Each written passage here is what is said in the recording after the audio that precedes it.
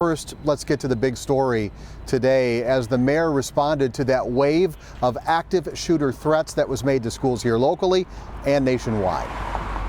It's even more sad that folks, knowing that families have lost loved ones, have lost kids to shootings in schools, that they would decide to pull a prank like this.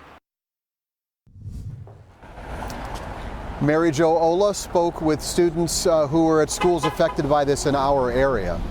And she joins us in the studio here with parents' reactions and who might have made these calls. Mary Jo. Carol, schools across the state received these so-called swatting calls from Madison and Janesville to Green Bay and Oshkosh. Here in southeastern Wisconsin, at least half a dozen schools received these calls. Authorities did not find any credible threats, but they took a very real toll on these communities. Start responding to Bradford High School. We have a caller on the line reporting an active shooter. Thursday morning, dispatchers in Kenosha relayed an alarming call detailing a man with a rifle was on the second floor of Bradford High School. Law enforcement rushed to the school. Families anxiously lined up trying to get to their kids. In the end, there was never a credible threat. There are no shots fired inside of the school. We confirmed that. It was pretty terrifying, sitting there in my car crying. In the heat of the moment, one student thought about how to escape.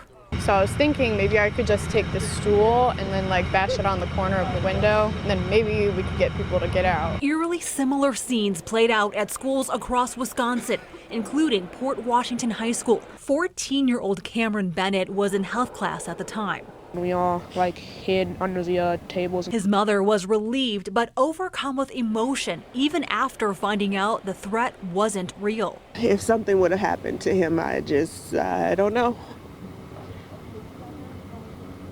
This is just a sick world. The phony threats also hit Rufus King High School in Milwaukee. 15-year-old Milan Sanchez just finished band class when the alert came through. She left early with her mom. She was like, "Are you okay?" And is there anything I can do? I was like, "No, I'm fine." It's just a little scary, a little shaky right now. She echoes what many students and parents felt. You never know what could happen throughout the day. It could be a prank one minute, but the next minute it could be it's real. Now, as news of the swatting calls spread, some school districts reached out to their families proactively. The school district of Menominee Falls said it seems the calls are coming from outside of the country. Other states like Minnesota and Florida have reported similar rashes of false threats at schools as well. In the studio, Mary Jo Ola, TMJ4 News. Yeah, this is just so sad and ridiculous. Mary Jo, thank you very much. Now, these threats are not taken lightly. Charges can include disorderly conduct with fines up to $25,000 and jail time. Those responsible for these hoaxes will never be able to own a gun.